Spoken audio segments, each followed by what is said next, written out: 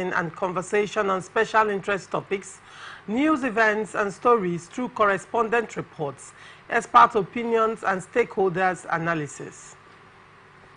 Today on Blowouts, we look at first Cross River Women Affairs Commission laments exclusion of women in policy making. And on Orasanye's reports, make National Assembly operate on part-time basis, Labour says. On minimum wage, federal government to hold public hearing in 6 geopolitical zones. On economy, Tinubu inherited poor economy from Buhari, Governor Muftuang says. And on hunger, federal government set to distribute grains nationwide. On hardship, grains from Ukraine to Nigeria in national disgrace, Obi says. When I come back from this break, I will introduce my guest to you and we'll dive right into the show. Don't go away.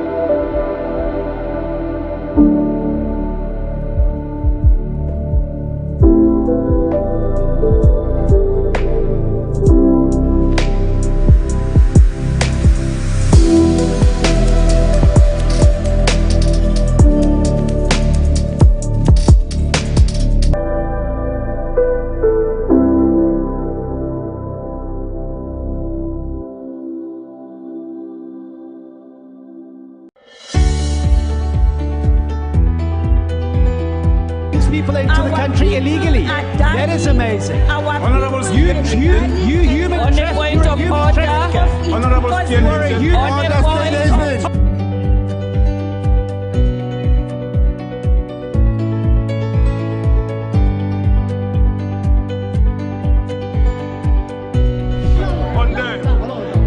From the line across the ocean to the land beyond the mountains, through the Sahara, we bring on-spot news, live analysis, expert discussions on trending stories in politics, business, socio-economy, sports, and documentaries.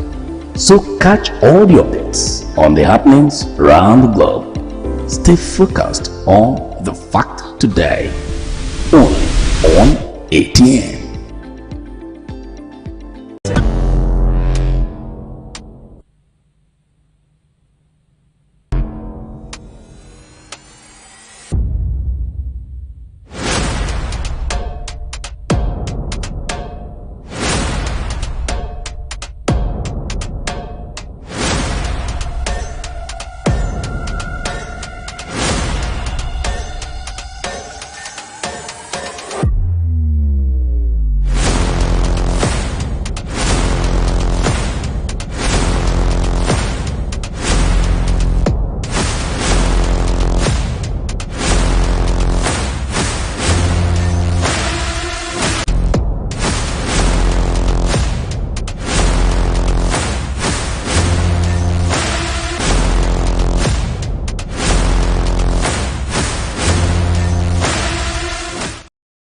Welcome back.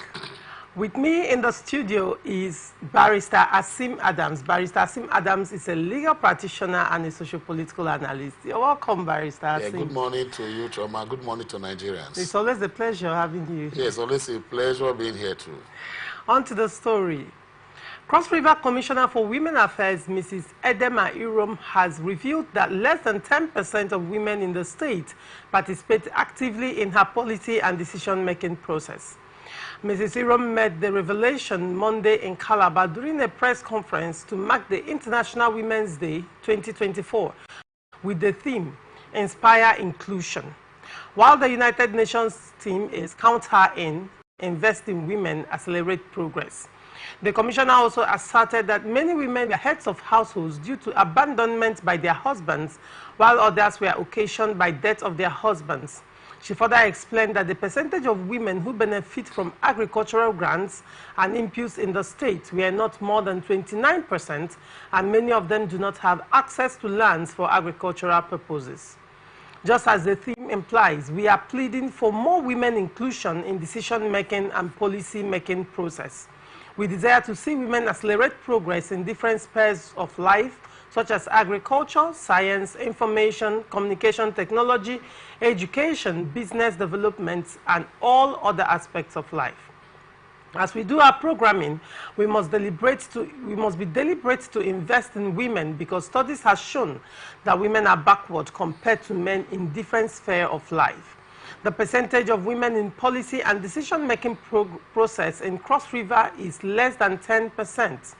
The percentage of women who benefit from agricultural grants and imputes are not more than 29%, and many of them don't have access to land. Not more than 31% of women are in large-scale business because they lack access to land for collateral purposes. The percentage of women in information communication technology is very insignificant compared to their male counterparts. Barrister Sims, this is what the Women Affairs Commission is lamenting recently in Cross River State. Are women actually not being included? Absolutely, women have been relegated to the background by the men folk. Not just in Cross River State, but all over Africa. Let me say Black Africa. You know, especially in Nigeria that we reside, and we are from here. From history, you know that in the villages and other societies within, women are treated mostly like second-hand citizens, or people that it's only when they are needed to do some specific jobs that they are invited.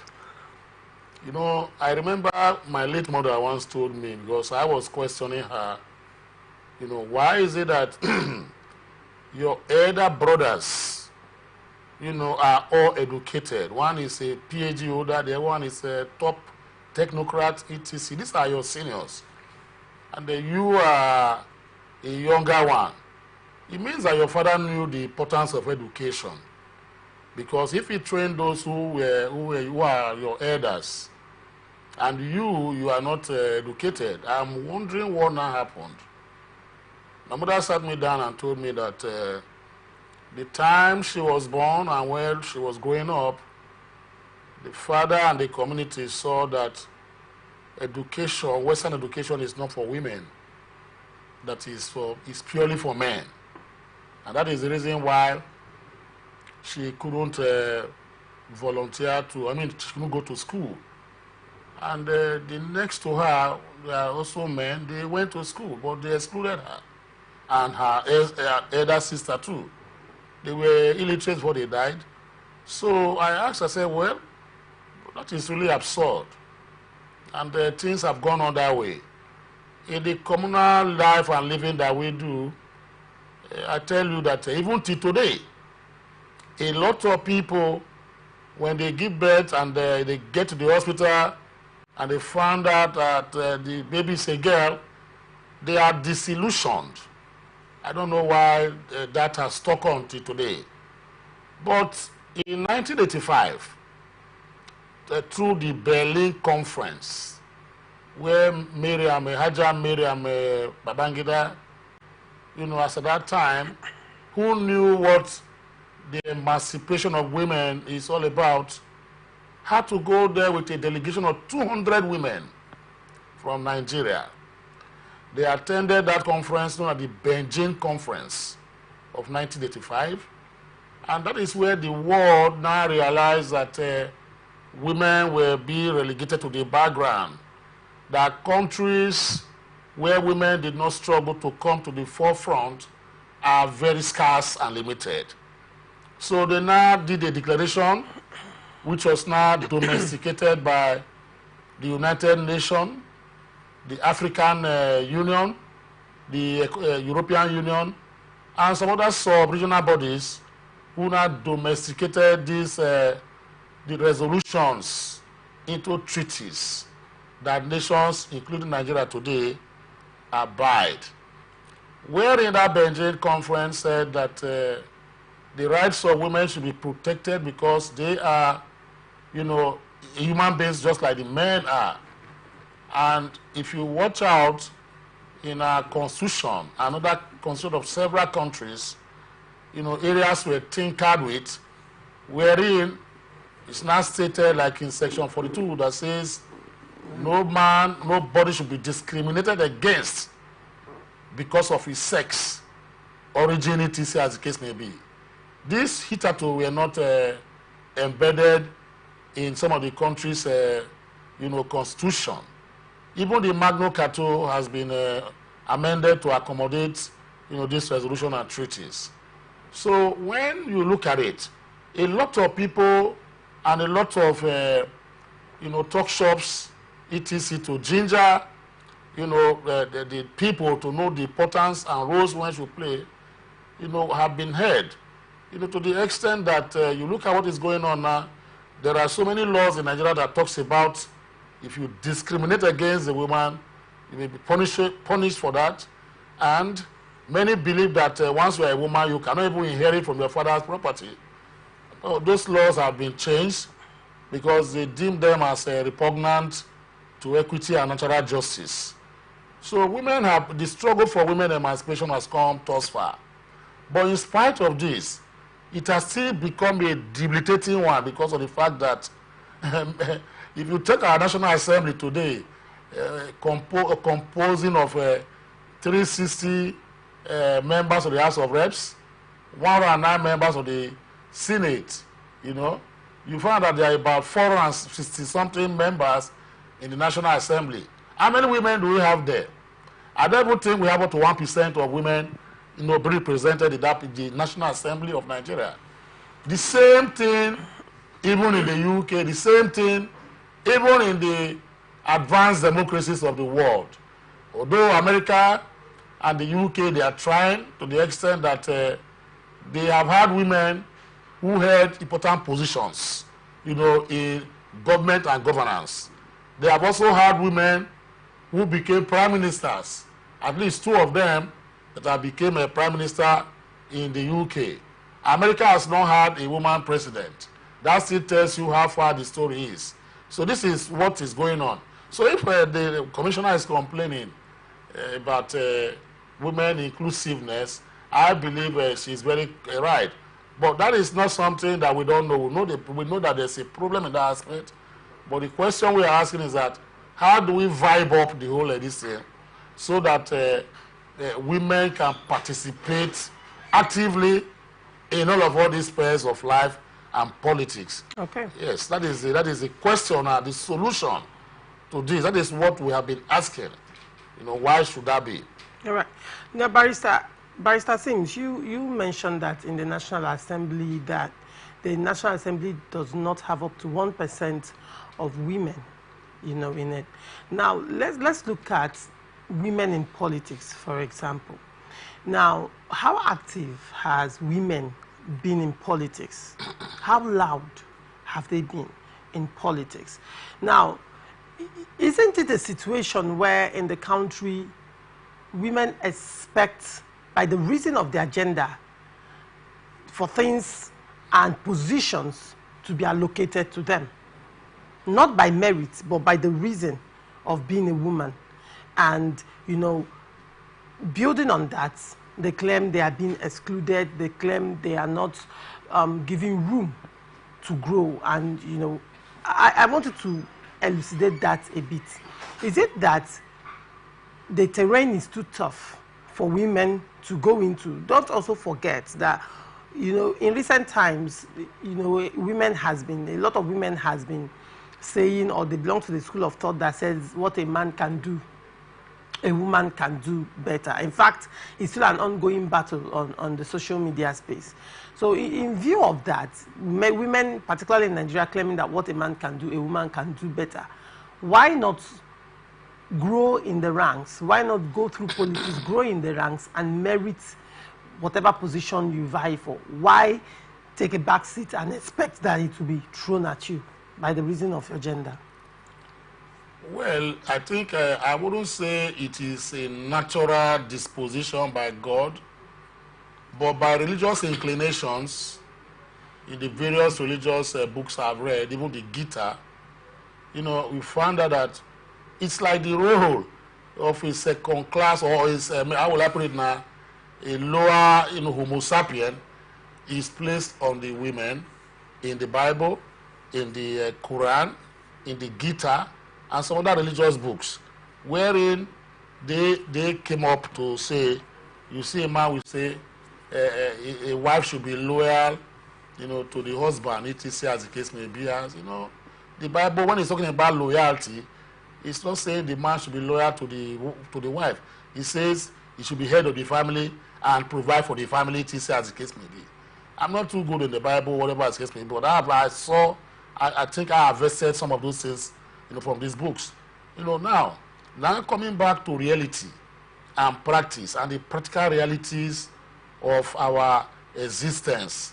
That is, you know, between vis-a-vis the woman and the man. You find out that in every circle, you know, I don't know if it has changed. If you are if you work in an office or you are in a place with a woman, the woman looks very vulnerable.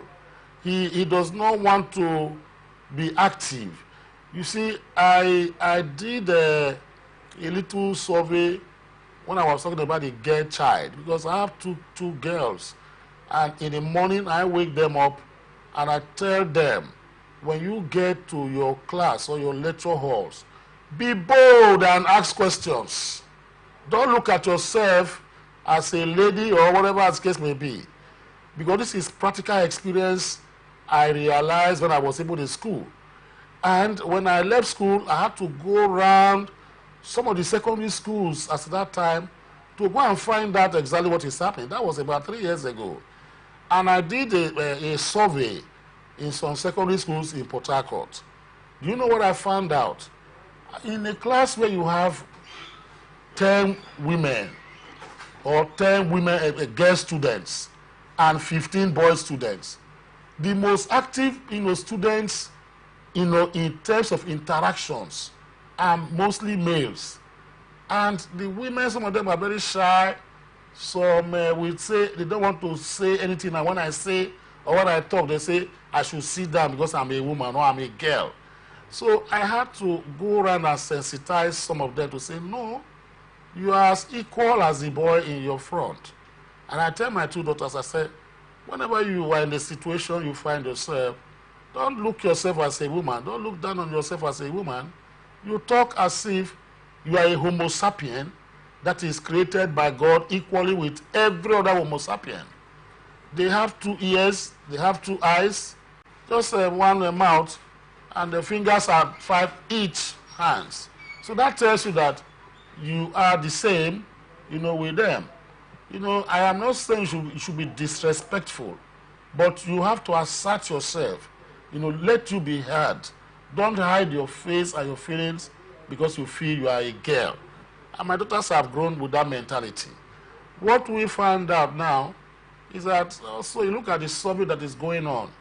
A man drives past, you see, he stops by for a woman. I'm going to go to the comical side of it now. He stops by for a woman will saunter and enter the car and he goes somewhere. And what happens? The woman is expecting the man to buy everything in the supermarket for her. You know what she didn't have before, or the plan she never had in the before coming out of the house. She met a stranger who is a male. You know, the woman would now be subservient and look at the man and expect the man to even buy her a car on that first day, as if she cannot afford those things. You know, when they go out, they say the man will say, bring so drinks, bring so food. The woman will sit down, as if the woman cannot afford, you know, some of those things. And when the man is not coming forth with those things, they begin to say he's not a good person. So women should distance themselves from these positions. women should distance themselves from this subservient position. You know, the second one is in politics. Look at women in politics. There was a time, they call it a WIMBIS. I think women in business and women in politics. It was an amalgam of women who were activists, who were women rights crusaders. I don't know if those bodies still exist today in Nigeria. WIMBIS especially, when they say women in business. And in one of the gatherings I saw, some of the women that came to that particular were, captains of industries, but they were relatively unknown. They were controlling, like the first bank woman. I'm sorry, I call the bank. The woman there, was there. Another bank had, an MDC, but she was not forthcoming. Why? Because she had to go and hide herself, maybe in the cocoon that, if I talk, they'll say I'm a woman, as the case may be. So in politics, as we say, do you know that most political parties in Nigeria, like the Labour Party, they gave zero, naira allocation to women that want to pick from for governorship, presidential, Senate, House of Assembly, whatever you want to, where you want to go for. But how many women pick the forms? How many of them pick the form from the knowledge I know? The only person that picked was British Tubo of the Labour Party in Rivers State here. I'm talking about Rivers State here. How many of them picked that particular form? And even at that, when she picked the form, a lot of men were looking at her to say, this one, the woman want to go and contest. Why am I sitting down at home? You understand? Men had to go and begin to pick forms to also contest because they believed that it was derogatory and demeaning for a woman to come out and lead them. But I encourage those people that are in politics. Why is it that in everything we have done, Natasha Akpotia, who made a lot of noise, whatever, under the PDP in Kogi State, how many bills has she passed through or passed in the House as we speak now? I mentioned her name on purpose so that people will know. She is a lady that we were all supporting and the limelight, but after the elections, we don't hear anything about her again. And I wrote, something, once on a newspaper where I compared Akpotia, to people like Senator Franca Afegwa. Senator Franca Afegwa was the first female senator, in Nigeria. And I could remember, it was 79 to 83. The woman was so very influential to the extent that a lot of people thought she was prostituting. They said that is how she got there. But no, we knew that she was not from there, even though I was in the secondary school at that time, but I followed, Franca Afegwa. And the Franca Afegwa Foundation in my place on women, if you look what that foundation is doing for women, young girls, that are coming up today. Which other woman has weared, their heads like Franca Afegwa in the Senate? Senators at that time is not this kind of ice cream Senate that we have now. The senators at that time was a Senate made up of intellectuals and juggernauts. A Senate that had people like Obiwali, a Senate that had people like Sani Uba, a Senate that had people like Joseph Wires, a Senate that had people like who was whatever that time Senate president, intellectuals. A Senate that had people like the late a man in what's his name, this Yoruba man in Lagos that was that died the other day, Ibrahim Adesanya. A Senate that had Awoniyi. You can see the timber and caliber. A time you had Mbadiways who were in politics in that NPN. Afegwa came into that particular NPN and met Akiloye one-on-one and said, I want this ticket. I'm going to win it. And she won it. As the case may be, she was so upright and visible. She was never put down. And nothing of that nature that brought her. Look at what's his name? Fela's mother. The woman, I've forgotten her name. Look at the woman in Cross River State. These were people who Frank Afegwa told us she drew inspirations from them. How many women have drawn inspiration from Frank Afegwa right now? In the Senate, We have seen women. Lulu Jumi was a senator, a lady. What impact did she make that will now encourage other women, as the case may be? So these are things. If the woman do not come, they want to say, let them bring it for. Power cannot be given to you if you don't struggle for it or you grab it by force. That is what I'm encouraging them to do. A lot of advice for the women folk for them to be heard, not just holding seminars. All right. Even the commissioner, what has he done for the women folk? Is it when you hold that seminar of inclusiveness, then you go back again and wait for next year when it comes again? What are you doing as Minister of Women Affairs or whatever commissioner in your state? Okay. These are the things they must have to know. All right. In light of your elucidation, clearly women are not, they are the makers of their own destiny. Absolutely so. Thank Look at Okonjo Iweala. You know, she pulled herself out of, she pulled the strings. And look at where she is today. All right. Yes. Okay. On to the next story. Association of Senior Civil Servants of Nigeria has advised President Bola Tinubu to make the National Assembly members to operate on part-time basis or adopt a unicameral system. Briefing journalists on Monday in Abuja, President of the ASCSN, Comrade Tommy Etim Okon, said the cutting down cost of governance should cut across all the three arms of government. He said, "We have been clamoring for governments at all levels to cut the cost of governance. To us, this is one of the best ways to achieve it. Therefore, there is need for government to drastically cut the cost of governance, eliminate the overlapping of responsibilities to ensure that responsibilities are appropriately domiciled, increasing efficiency, effectiveness, increased productivity, national competitiveness, and international ranking. Now that it is imperative for governments to implement on the report, we call on President Bola Tinubu to re-examine the contents of the report in line with the present national realities, because the state of the nation 12 years ago, when the report birthed, cannot be the same today. Government should ensure that the acts establishing the agencies of governments are repealed before the implementation to forestall litigations. The government must, as a matter of urgency, do away with unnecessary and needless wastages of our scarce resources on frivolities and deploy such funds to the critical areas of education, health, transportation, food security, national security, and pulling people out of poverty. However, this should be done with due diligence because those that will be directly affected are mostly civil servants. Gentlemen of the press, let me use this opportunity to call on the Constitution Review Committee to also consider either making the National Assembly to operate on part-time basis or make it a unicameral legislature to cut costs of governance, because there is no much distinctive features between both houses except for confirmation of ministers and other statutory compliance, which could be addressed once the Constitution is amended. Barrister Sims, Yes. over to you. You see, I will pick on the area of part-time legislature for Nigeria vis-a-vis a unicameral system of legislature.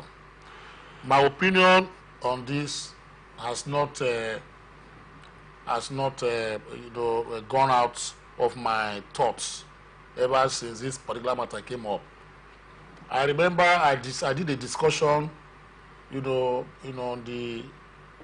the proprietary and impropriety of the Senator Mohammed Ali Ndume proposed. I think that should be 2021 or thereabout. Yes, I made an analogy that bicameral legislature or legislating is not the problem of Nigeria.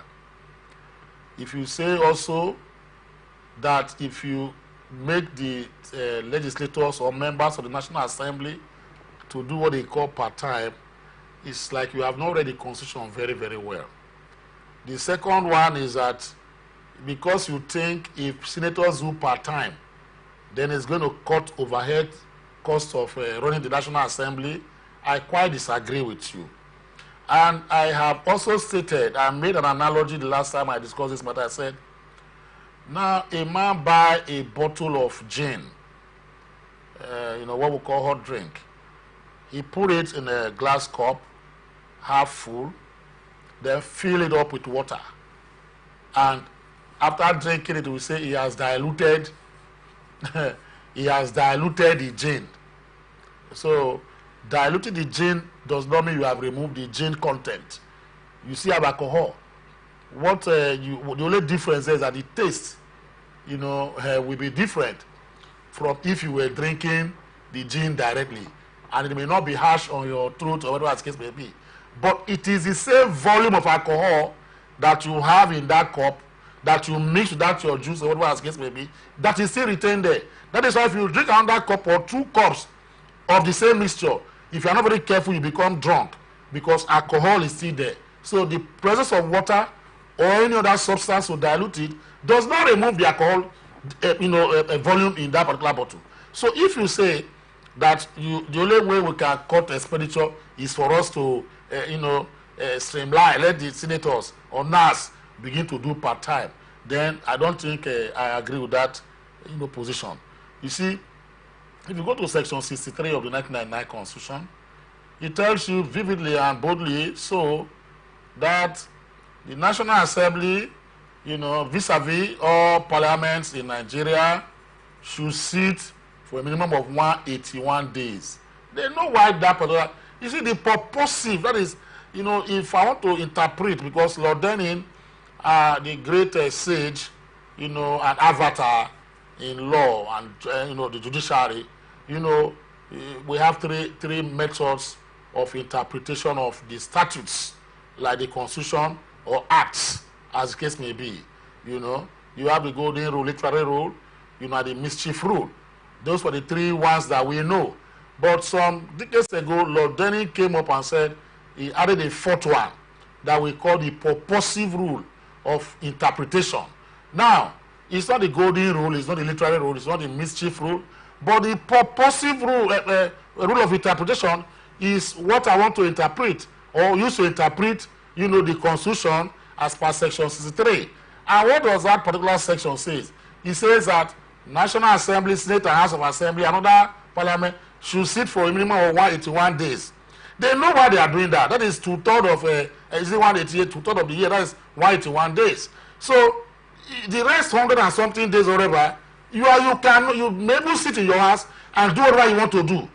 You understand? You can sit in your house and do whatever you want to do. But make sure that you come to this place 181 days. So he has already set a standard that legislating is not a full-time affair, as the case may be. So you are be in the hallowed chambers for 181 days, and nothing more, nothing less. If you feel that you want to stay the whole way, as the case may be, you're okay. But if you feel that you can manage the 181 days, the remainder of the days, whether it's 80 days or whatever that is left for you in the year, you can go and be doing some other, whatever as the case may be. Legislating does not also make or stop legislators from owning businesses and working or doing their whatever as the case may be. Why can't a lawyer who is a senator, even go to his chambers and do consultation? He might not go to court. I don't know the law that stops him from doing that. He goes to his chambers where he have juniors. He goes there to teach them and say, okay, file this, do this, as the case may be. So I really don't understand. So when you begin to say that we have to do whatever, I don't know where that concern is going to come from. It will not even restructure the overhead costs, because that is what they are talking about here now, that because of cost of governance. No. Do you know you can still do 80 days or you place them on part-time, but the salary they receive in those particular part-time period will be more than what they were receiving when they were working the whole year, as case may be. So the argument is plural in my own thought. What we need to do, like Uduma was saying that senators receive so much, yes, the Revenue Mobilization and Fiscal Committee, which set their salary, should do what? Go back and review this thing and make them civil servants, just like the civil servant in Federal Ministry of Information. You place them on grade level 09, or don't place them on special, whatever as the case may be. Then they will now know that in every month they receive their emoluments just the way civil servants receive their own. But when you begin to give allowances to members of the House of Reps, because that's where the problem is, whether they are sitting part-time or full-time, you provide furniture for them, you provide cars for them, you provide laundry this for them. So what are you talking about? So the best thing is not, that is not the issue of streamlining in a National Assembly to be part-time or full-time. No. Many countries don't even practice that kind of whatever as the case may be. Now, as the case may be is that the monies you appropriate to them, that is where the problem is. If a senator is getting 4 million naira per month or per year for furniture, why should that be? If the furniture you bought 4 million last year, what in the next year, what is wrong with it? A committee should look at it and say, is 4 million naira for the period you're going to be, if you like, you break your furniture in the house, you sit on it like that, or you go and repair it. Your own furniture allowance is 4 million naira. And please, if you are leaving your quarters, do not take anything away that is not of your, that is none of your own. If it is bought by government, leave everything there. You can't cut them away. So it should be in the House of Reps, so the House of Assembly. I have seen members of the House of Reps, Assembly, Senate, when they do their full term, as they are finishing their tenure, they know that they are not contesting, or maybe they lost election. As they are in the house, they sweep everything in the house, including the television. TV is not your own. You have so many TVs in your place you have built. So these are ways to cut, cost. If you want to talk about cutting about the overhead cost, very good, we understand it. Two is this, like I saw recently, where the National Assembly members, they were given SUVs to be driving. They say brand new SUVs. The question I asked them is that, where is the other one that was given to them 4 years ago? My car that I've been there for close to 8 years now is not working. I park it in the house. When I have money, I repair it, I enter the road, I begin to drive. So is it because you become a member of the legislature that you now use a car for brand new car? It's not Tokumbo. You use brand new car for 4 years, then they now allocate another one for you. You keep that old car, you now take that new one. So in that particular instance, what we advised them to do was that, as you are giving them that new SUV, retrieve the old SUV from them and trade them in and sell them to the cover part of the money used in buying the new SUV. But they allowed them to go with those things. The other one is that overhead cost is all these things now. The problem is not in the number of days they sit. The problem is policy.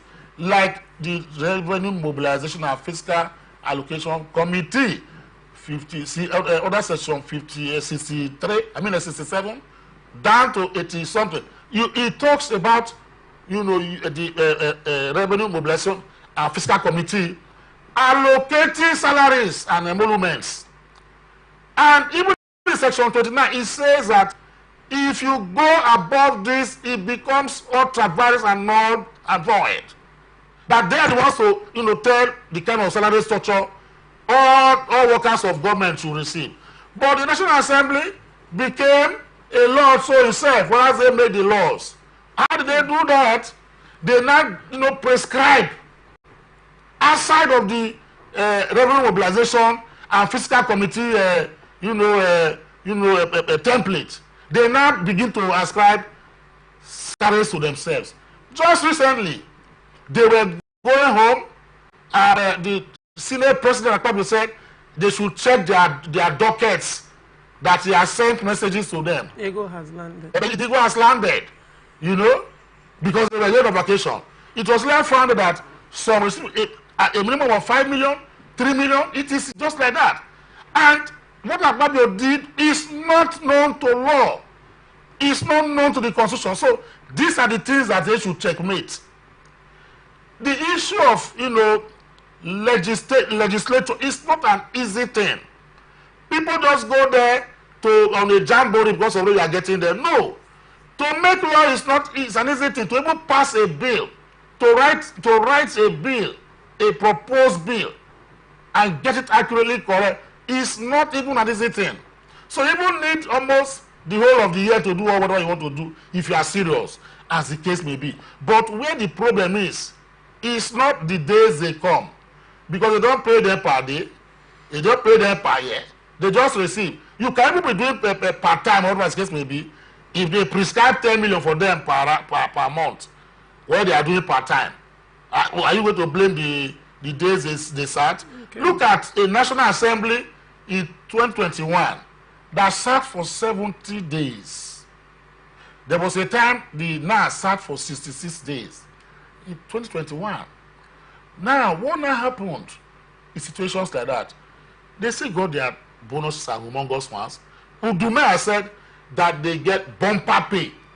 When you get bumper pay, who allocates that bumper pay? So let the executive work hand in hand with the legislature and say, please, don't increase without going through the ROMAFC prescription in the Constitution.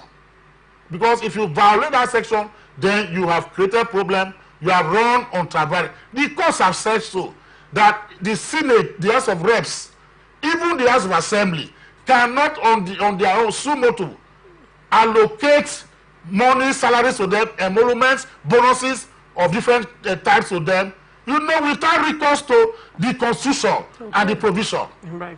So it's so sad. All right.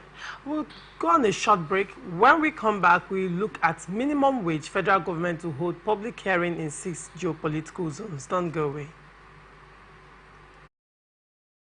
From the line across the ocean to the land beyond the mountains, through the Sahara, we bring all sport news, live analysis, expert discussions on trending stories in politics, business, socio-economy, sports, and documentaries. So catch all the updates on the happenings around the globe. Stay focused on The Fact Today, only on ATN.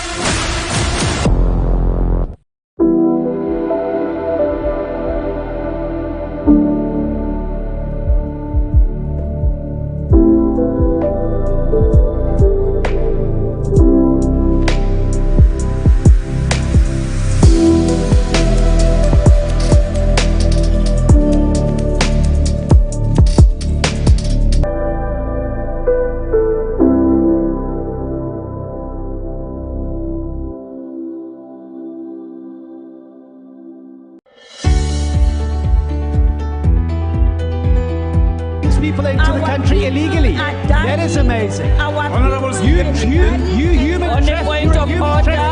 Honorable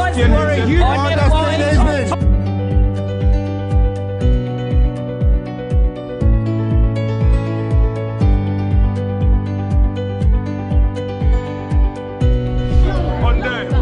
They are not picking our calls. They made up their mind.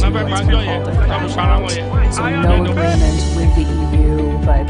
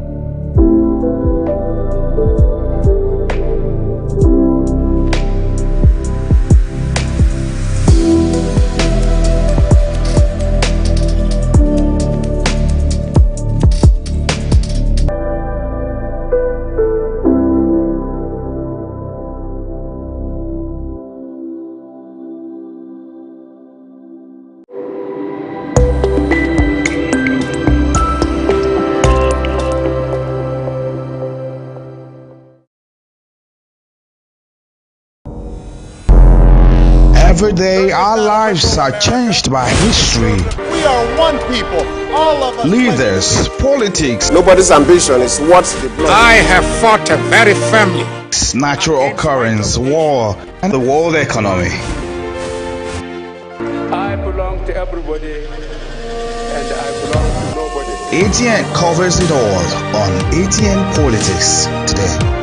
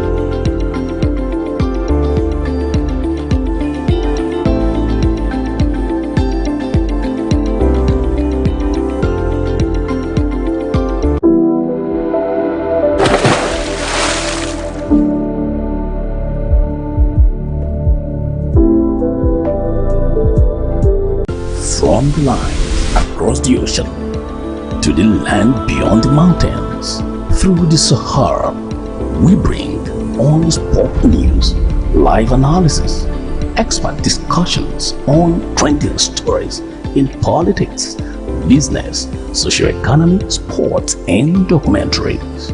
So catch all the updates on the happenings around the globe. Stay focused on the fact today, only on ATN.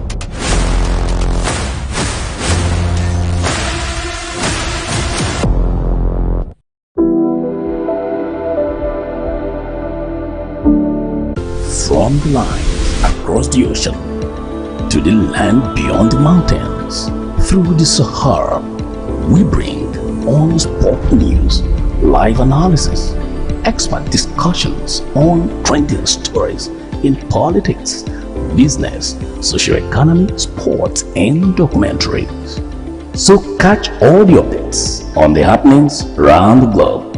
Stay focused on the fact today, only on ATN.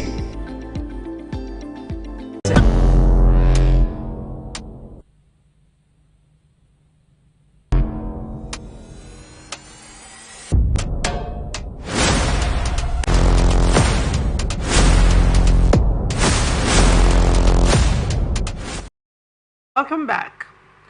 The federal government is to hold public hearings to review the minimum wage across the 6 geopolitical zones of the country. The head of press and public relations of the Federal Ministry of Finance, Mrs. Helen Chukwu, in a statement in Abuja, this indicated that the series will commence in the Southwest. According to her, the Minister of Finance and Coordinating Minister for Economy, Mr. Wale Idun, will chair the event to be held in Lagos this Thursday.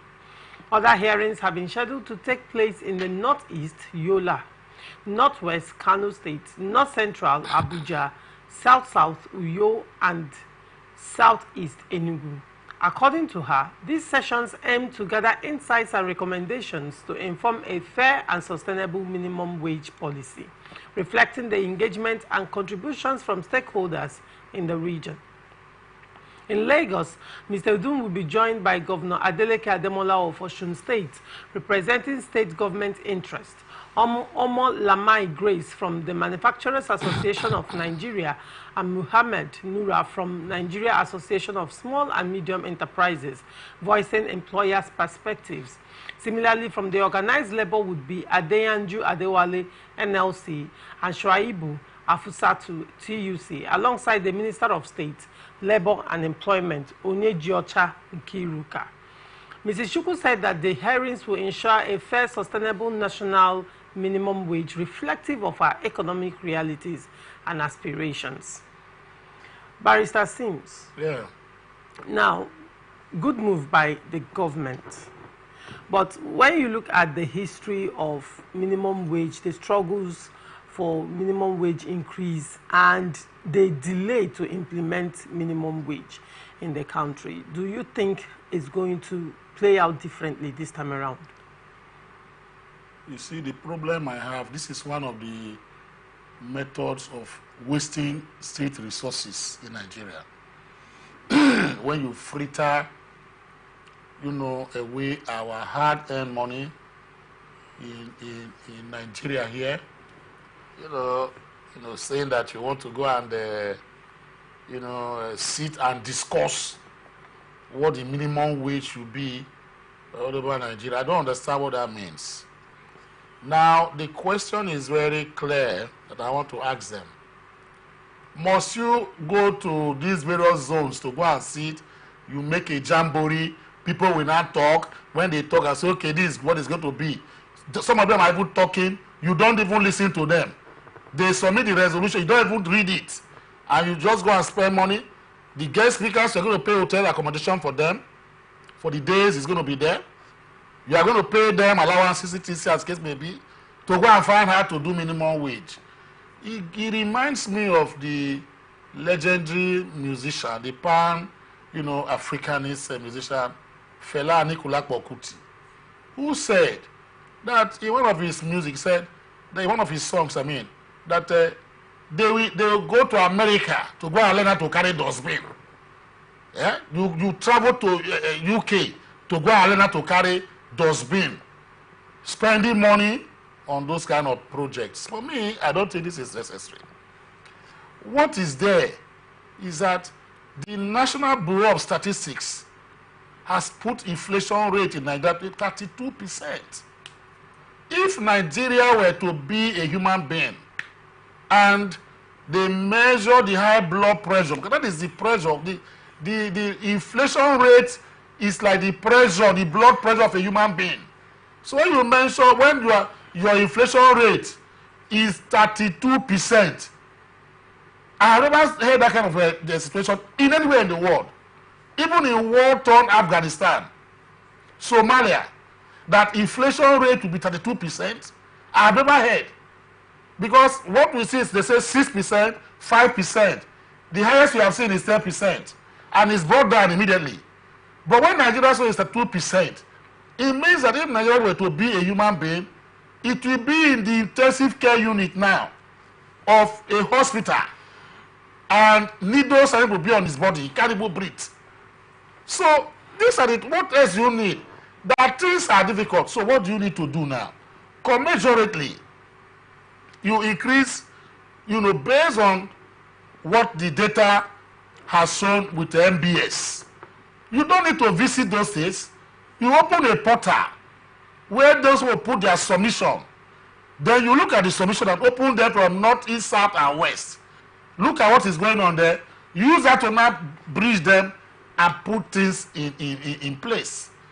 Now, let me tell you that no matter how you fix the minimum wage, a lot of state governments will say they cannot pay to workers in the civil service because they know that they are profligate with their monies. They don't care about the masses citizens, as the case may be. They don't do those things that are needed to be done. Minimum wage does not take anybody anywhere when infrastructures are lacking. Why are Nigerians drifting and running to America and UK and the Western world? Why are they going there? Apart from the money you receive, you have everything at your disposal. There is electricity, there is water, good roads, you can feed yourself, whatever you can make. If you make $2 a day, you can feed yourself because you can pay your bills. Even if you don't have your savings, but the main things for existence, you can have them the moment you work. That is the difference. So, but in Nigeria here, if they let them pay you 1 million naira per month, as the case may be, if you don't have electricity, you buy fuel. You buy to generate electricity in your house. You buy to pump water. You buy to run the office. You now buy in your cars, as the case may be, and you now train your children in school. If you don't have a house, you pay house rent. Okay, of course, your health, this thing is out of it because if you are sick, just pray that it's headache and stomach ache and not cancer and the rest. You just die because nobody will look at you. No hospital you go to in Nigeria here that will save you with minimum income that you receive. They cannot save you, just die. That is just the truth of the matter. So all this jamboree, I don't know exactly, what they are talking about. Sitting in the Northwest to go and chair what? Must you move around the country to know what we need to do? I don't believe in that. It's another way of wasting hard-earned resources of Nigerians and Nigeria. I don't support it, and they should better go back to Abuja and open a portal of how we are going to do it. Look, things don't work in Nigeria. Not because we don't have people that can make them work, but corruption has made them so. Look at Corporate Affairs Commission. They will tell you that to register a company is 50,000 naira. Then you are going to get that company registered in 4 to 6 weeks. They open a portal. Now I want to register a company for my house. I will log in the name search in that portal for 2 months. They will not respond to tell me whether they have approved the name or not. Then when it gets to paying this thing now, the fees, and I say 50,000, they will tell you, okay, if you want 50,000 this thing, you will get it next year. So what is all this deceit here and there? Why are we like this? What kind of people are we? So this particular committee they set up, or whatever they call it, for me it's not necessary. Please, I just beg of these people to save us some of all these things, so that they can move forward to go and discuss minimum wage. I mean, it's something that we don't understand. The minimum wage you have that today is 30,000 naira per month. Convert 30,000 naira to dollars. How much do you think is going to come about? So when you convert to dollars as a standard measure, you now know that 30,000 is not enough. You can raise it to 100,000 at least. So why do you go and who do you want to talk with? Then you now do that, and you now send to president, who will now keep it and travel to France, then come back in 3 weeks' time and go to anywhere he wants to go to. Before he now say, oh, let's sign it by next year. It now becomes, I believe it's a time-wasting venture, so that Labour Congress and Nigerians will not begin to kick. So that when they begin to say, we are working on it now, just like Nigerian type will say, it's in the pipeline, it's in the pipeline. We are working on it, we are working on it. So you find that a lot of things, a lot of us will be distracted. Because now say, government is already working on the minimum wage. Let's give them time for them to finalize. It's wrong. All right. Quick question, Barrister Asim. Do you see minimum wage implementation speedily done under this administration? I doubt. You know why I doubt is this? It is not just today. This same committee they are talking about was set up during Jonathan's time. What was their recommendation? Obasanjo just set up the minimum wage committee. They made recommendations. So why is government? They say government is a continuum. So if Obasanjo made or set up a committee on minimum wage, and they made recommendations, just like the Oronsaye report that made recommendation 12 years ago. So what has happened to that minimum wage committee that was set up by Obasanjo? Jonathan came, rejigged it, came with a report again, he kept it. Yar'Adua and Jonathan did that. From there, they now went to Buhari. Buhari set up the same minimum wage commission. Why can't you go back and tell us what was your recommendations? Why are you setting up your own to do the same? This is where the problem lies in Nigeria here. So they are not sincere. If you ask them that question, they will not do. They are not sincere. It's just a ploy to buy time. All right. They ploy to buy time so that government will tell you if Labour wants to go on strike. They say don't go. We're already doing this to find out how to resolve all these things. It's just to buy time. A government run on monumental deceit can never bring fruits. That is what I might feel. I'm so sad. Okay. On to the next story. Governor Caleb Mutfwang of Plateau State and former President Muhammadu Buhari left a poor economy for President Bola Tinubu. Mutfwang stated this while speaking during a swearing-in of 22 special advisors and head of other government agencies appointed by his administration on Monday. The governor lamented that the economic hardship being faced by Nigerians should be blamed on the last administration. He noted that President Bola Tinubu inherited the worst-performing economy in Nigeria from Buhari since the country started its democratic experiment in 1999. Mutfwang said, "We are at a very difficult juncture in the history of this country, and I am an advocate that after the election, you forget politics and face governance. And even though the federal government is being led by a party other than my own, I owe you the duty to tell Nigerians the truth that this government inherited a worse situation than 1999. This government inherited an economy where we simply printed money up to the tune of 30 trillion naira and shared. This government inherited an economy where the crude oil we are yet to take out of the ground has been sold in advance. So when you're talking about the fall of the naira, it's not rocket science. We sold our future under the last administration. No wonder you're hearing of riots today, people intercepting food on the way. We are lucky in the plateau that perhaps we have more food than many other states. And I pray that the time will not come on plateau when we will see this kind of riot for food. But it means we must roll over our sleeves and get to work. And that is why for us as a government, when we announced one of the positions talked about by food security, people were laughing, but it's a serious issue. The governor announced plans by his administration to set up a special agro-processing zone in Bakin Ladi local government area in partnership with the African Development Bank to the tune of $300 million. Barrister Sims, do you agree with Governor Muftang that Tinubu inherited a poor economy? That's on one side. Now, on the other hand, does Tinubu in any way have a hand to do, is he responsible for the worsening? Granted, he inherited a bad economy, but is he also responsible for the worsening state of things in the country? Yes, I answer the two questions in the affirmative. I say yes to Buhari, what Governor Muftang, over his name, said, and the question on whether Tinubu is a contributing factor, to why we have this debacle and comatose existence in Nigeria. Yes, I will say yes to the two questions you have raised. I will start first of all from the first one, which is that of Buhari. Buhari ran a hedonistic and debauchery kind of government we have ever met in the first instance. I have never seen where debauchery and hedonism was taken to an art form. It was only in Buhari, regime, because I call it a regime and not an administration.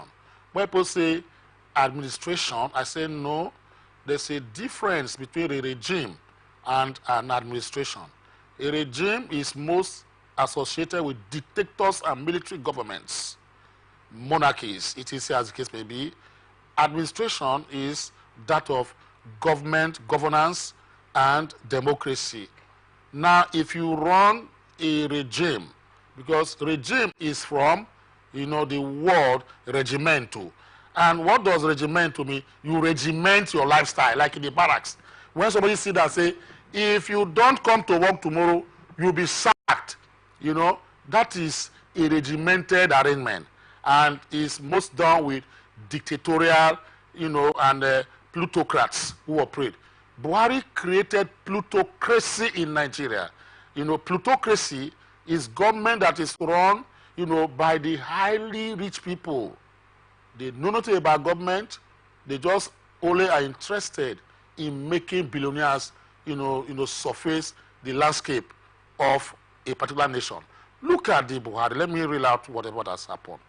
Sanusi Lamido, the egghead in the economy, criticized the Buhari administration while he was in government and when he exited government.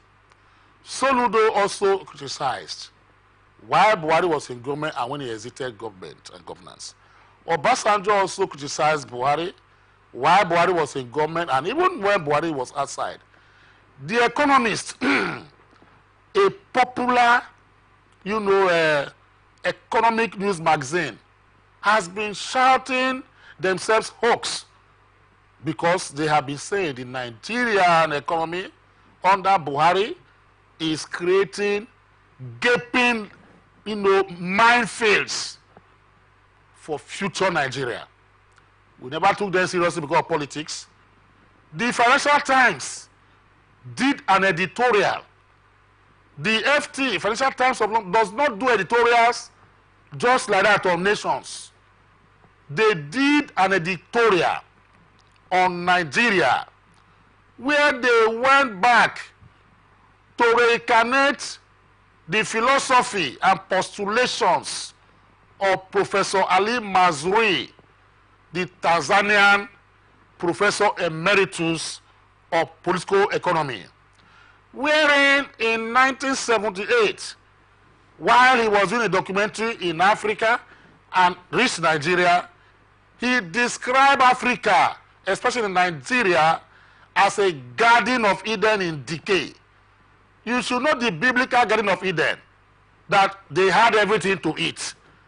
You don't need to be hungry. You just wake up in the morning, you just throw to where you just eat a bar, eat anything you want to eat.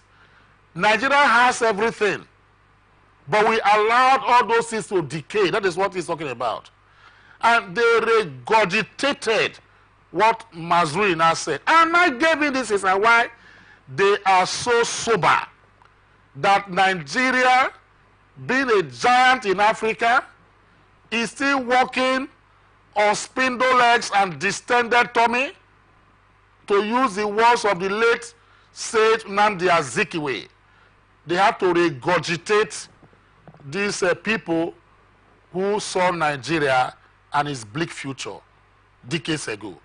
That Nigeria ought to have come out of this miasma and this quagmire if economic tinkerings of the Buhari administration had been, taken to another level from where Jonathan built that particular economy.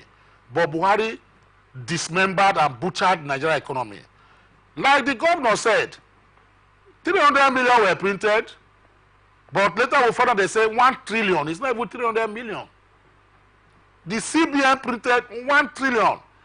Governor of Edo State, Governor Obaseki, warned us at that time, about 3-4 years ago, when he warned Nigeria that the central bank is printing money,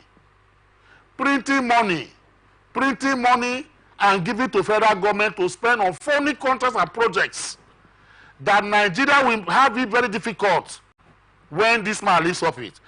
The APCs at that time, they termed Obaseki as a noisemaker and a rabble-rouser.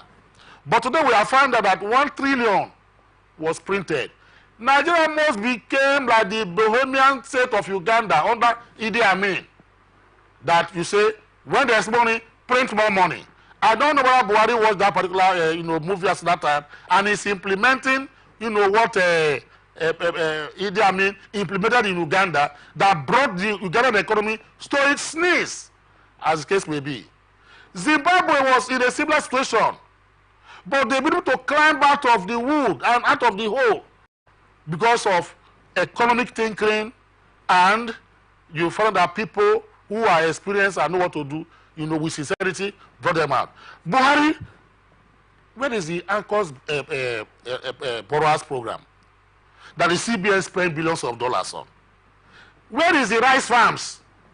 Where are the rice pyramids that we were seeing in Abuja? They do pyramid of rice. They said they have spent so much money. So where are the rice? By now, they should be yielding results. So the bag of rice will not come down. Those are comatose and dead. He gave them to cronies for them to run. That's number one. Number two. Now look at what happened. The Niger Onitsha bridge was built, by swap deals. That's what the government is talking about. The oils underground that has not been tapped or exploited was given to a company in Nigeria here, like trade by barter, to build that particular, bridge.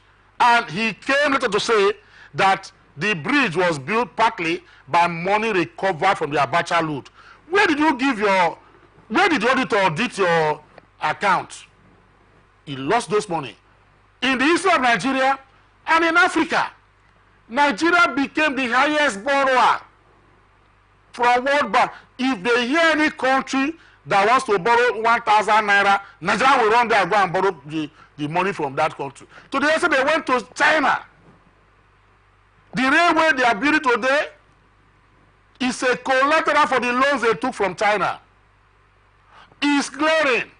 And nobody saw the agreements that the federal government had with China, the JVC with China. Buhari spent billions of that on the economy, as the case may be. Voodoo type economics techniques, as described by Wole Soyinka, that is what Buhari practiced in his days.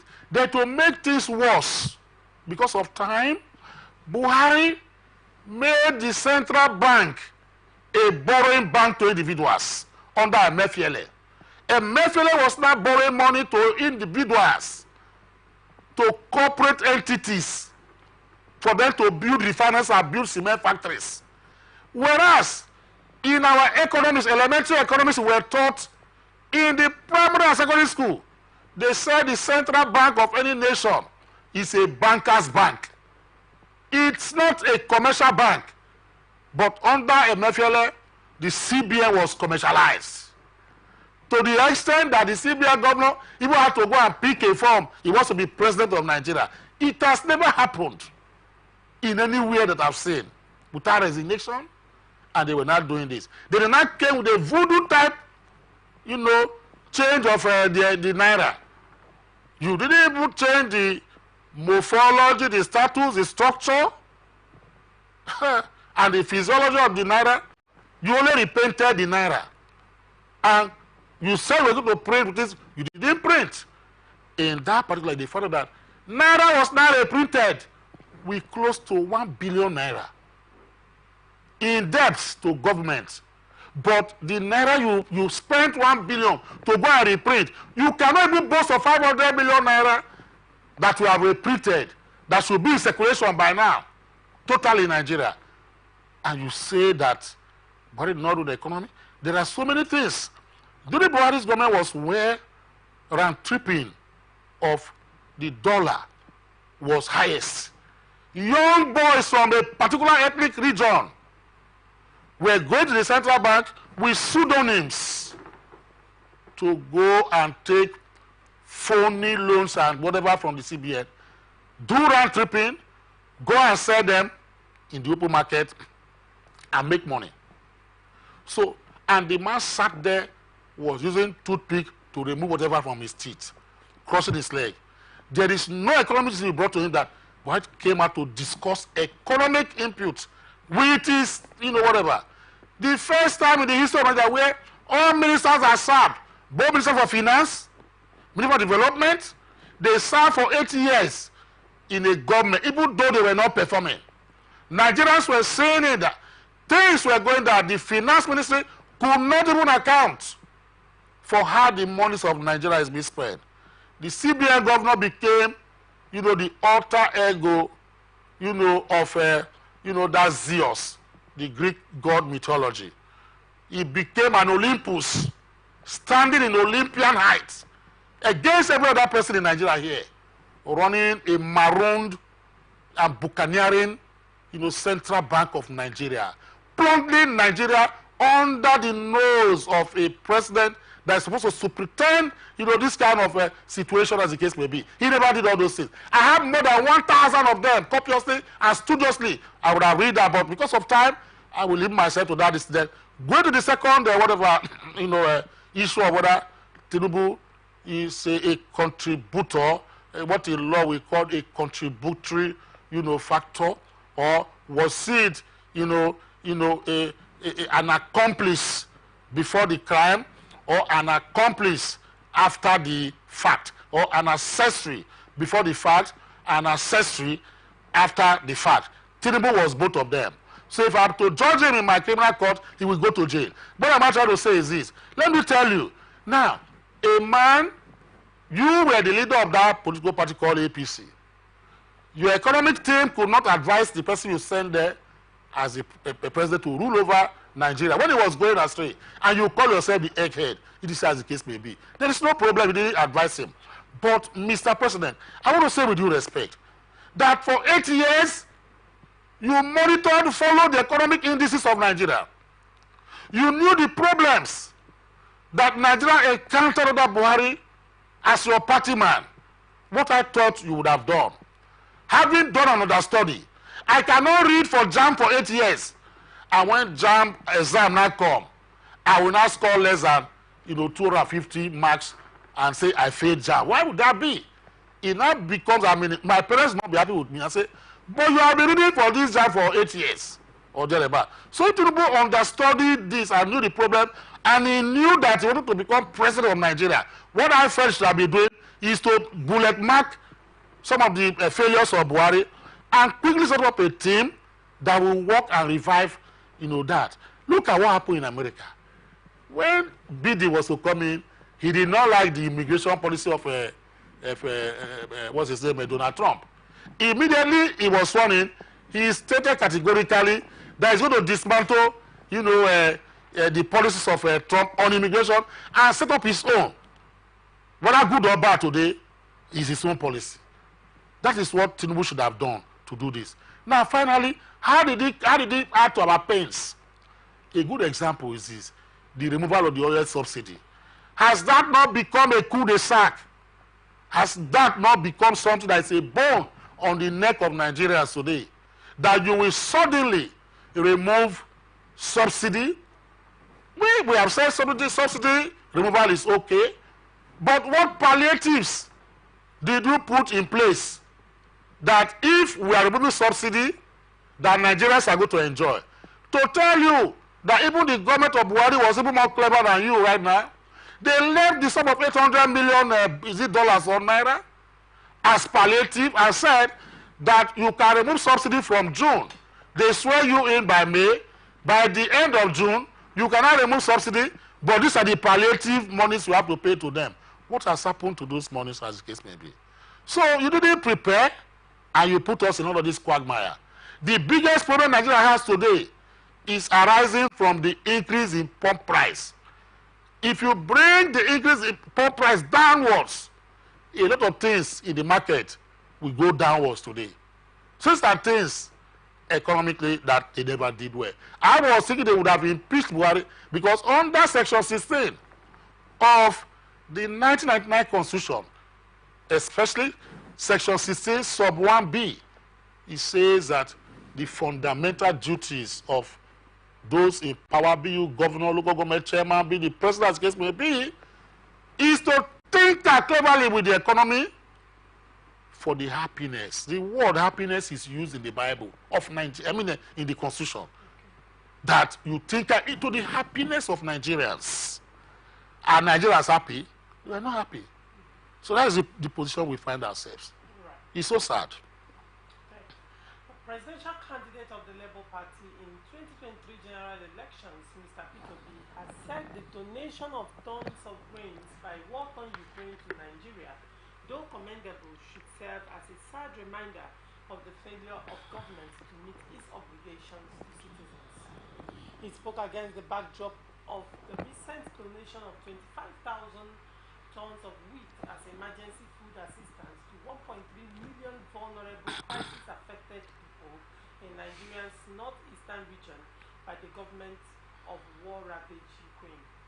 Obi said, "Let me begin by sincerely appreciating the war-torn nation of Ukraine for their generous donation of tons of grains to Nigeria, thereby aiding our current fight against nationwide hunger.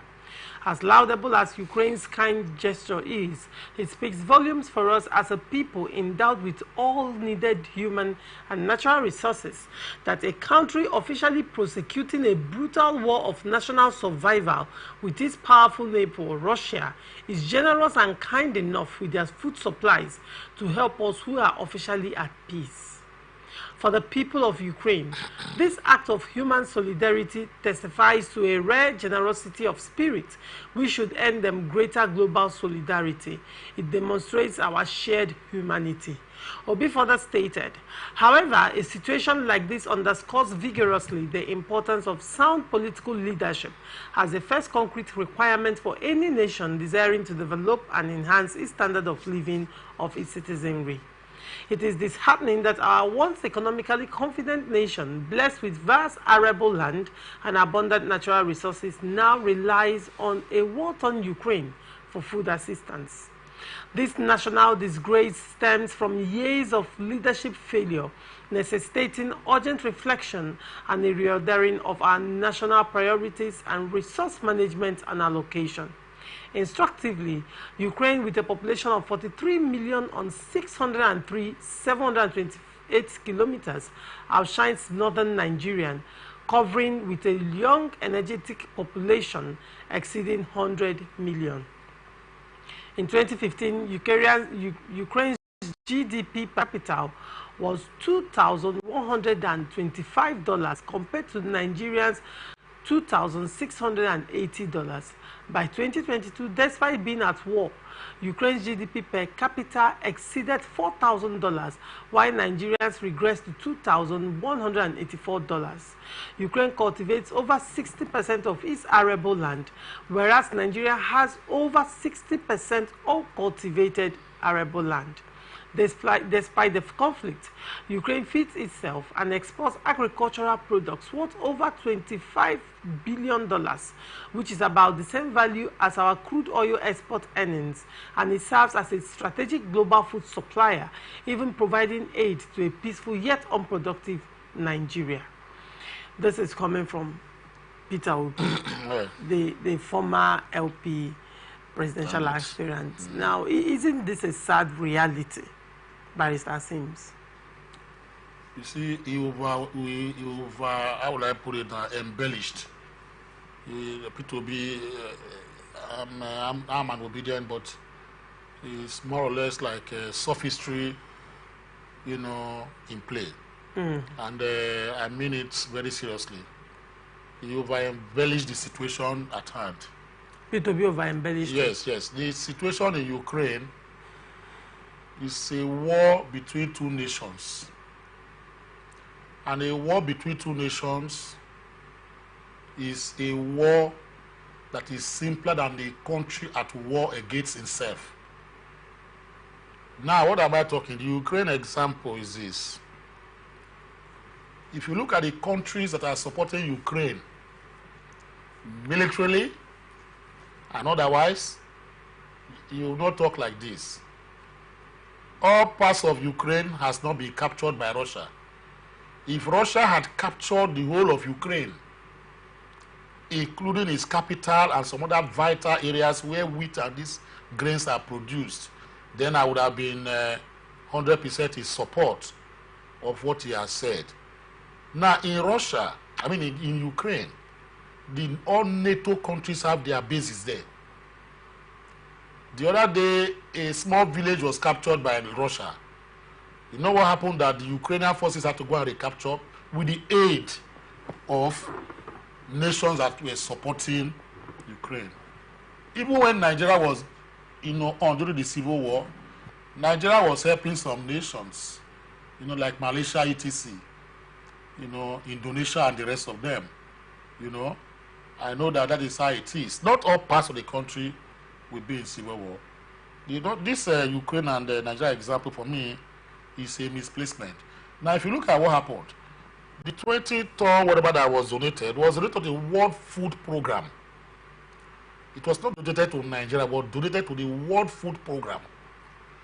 The World Food Program now decided to donate that to people who are in need in the northeast and northwest of Nigeria because of what has happened, the insurgency in Nigeria here. Now, what does that mean? Is that the World Food Program is a national body that is supported by the United Nations. If you go to the war between Israel and Hamas, the World Food Program is there in existence, taking donations from all parts of the world and giving to the most ravished part of the country. The grain supplied by us is not by Ukraine. It's not for the whole nation called Nigeria. It's for the northeast and northwest where there is war. And like I said, there's an internecine war in Nigeria that is quite different in asymmetry, in terms of positions, and whatever the case may be, because an internal war of insurgency that is very difficult to eliminate, where people can wake up in the morning and see that about 1,000 of them are dead. If there is an invasion of a city in Ukraine today, I bet that within 24 hours, America and its allies will join forces to repair that attack and recover that particular city back, as the case may be.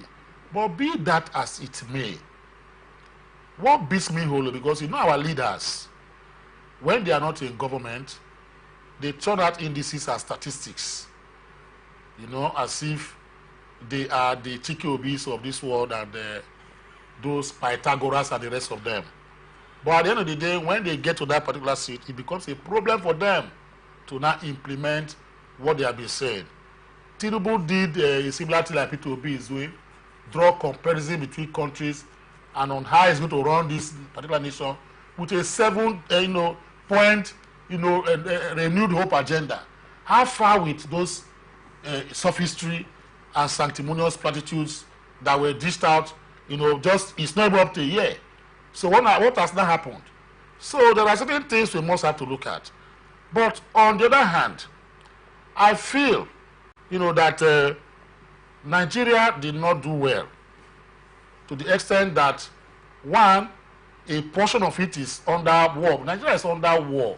Nigeria is under distress. The hunger and stress we have here is worse than what is happening in Ukraine. Ukraine gets help from different parts of the world. But those of us who are hungry in Nigeria, the government cannot feed us. We don't get aid from America, etc., as the case may be, to feed ourselves. But we are in war of existence. We are trying to survive on a daily basis. Even though this particular war is not being fought by arms and guns, but we are trying to fight a war of survival. On how do we survive in this? That's the most dangerous war any nation or a man can fight. Coupled with this is the war of banditry, kidnapping, and insurgency. But then, no nation survive this kind of wars. Barrister Sim, who is to blame in this entire situation? Is the system. Now, yes, okay. When you look at it critically, the people voted. Yes. A lot of Nigerians sold their votes. Yes. A lot of, in some places, the elections were rigged. Nigerians did not come out to scream as much, though there were reports of pockets of elections and all that. But then, to a large extent, the citizens aren't the culpable. That's one question.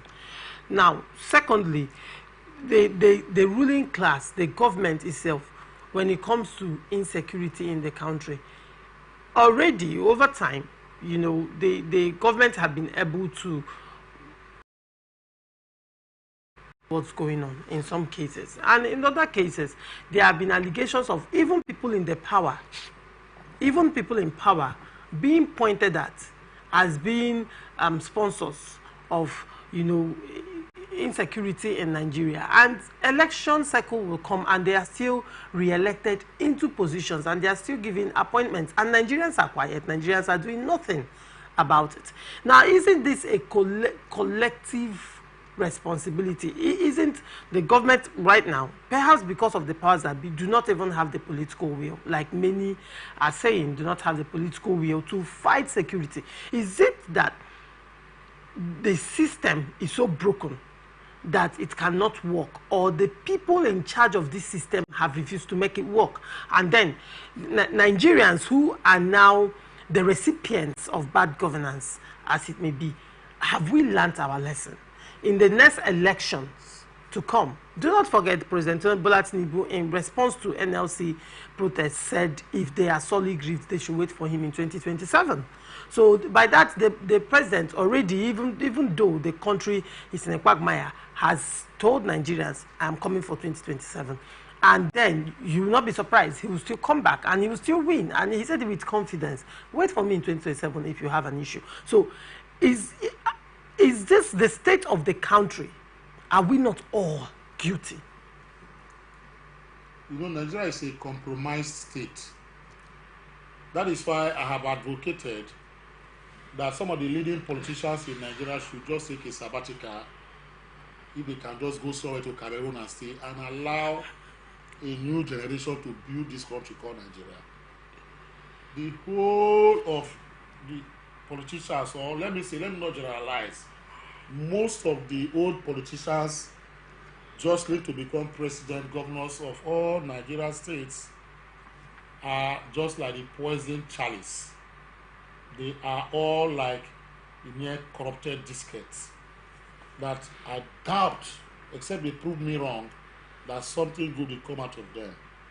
Before elections, they come to the pulpit, the rostrum, and they talk with sweet mouth, dishing us sanctimonious platitudes like the pastors will do, and we follow them just like that. And we keep repeating ourselves. Most of our leaders lack sincerity or purpose. Most of our leaders lack patriotism. Most of our leaders allow ethnic and religious suasion to determine their actions. Most of our leaders do not have the pan-Nigerian spirit they pretend to have. Most of our leaders finally are opportunists. That is why you find out that those who have the means are those who are in power today. If you want to contest for just a House of Assembly member in your state, if you don't have the financial power, you will not. It is very difficult for you to get it. The Labour Party man that got power in Kaduna, you can see the battle he is fighting. He fought a battle till the Court of Appeal. When the Court of Appeal now allowed him to stay. And you can see that he has changed from his populist ideology to a mercantilian kind of ideology right now as I speak. Because he's a beneficiary of the jeeps that were bought at about 75 million naira or more, as the case may be. So they are not sincere. It is only when they are outside government that they begin to say things. But once they get to the arena, they now turn a new leaf that is very dangerous. Now, coming back to this particular discourse, you see, Nigeria can feed itself. Nigeria has the arable land to do that. But governments at all various levels, are just obdurate and wicked, and I say that insincere. That is why you find that we cannot, it seems as if Nigeria cannot feed itself and begin to depend on grains from Ukraine, as the case may be for Nigeria. So that gives you, an inkling that the leadership of Nigeria is comatose. Not just this particular, Tinubu government. For the past 22 years, I have gone through everything that the so-called Democrats have done. They've not been able to build a single refinery. Okay. They've not been able to build agriculture to the level that we can say, even when we are war-torn, we can feed ourselves or even give to countries as case may be. They've not been able to give electricity to the majority of Nigerians. Housing is not there. So what have they done for 22 years? I hope I'm proud of us. Say, civilian regime has brought for us.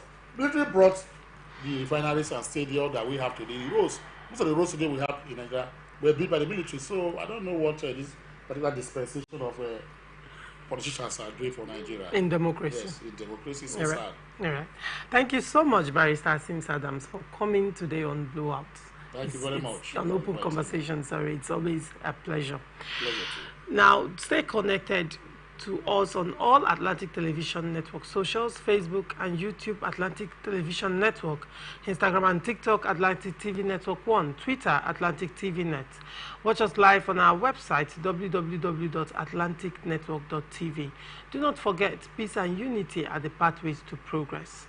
Thank you for watching. I am Uguloren Choma. Open conversation. From the line across the ocean to the land beyond the mountains, through the Sahara, we bring on-spot news, live analysis, expert discussions on trending stories in politics, business, socio-economy, sports, and documentaries. So catch all the updates on the happenings around the globe. Stay focused on the fact today, only on ATN.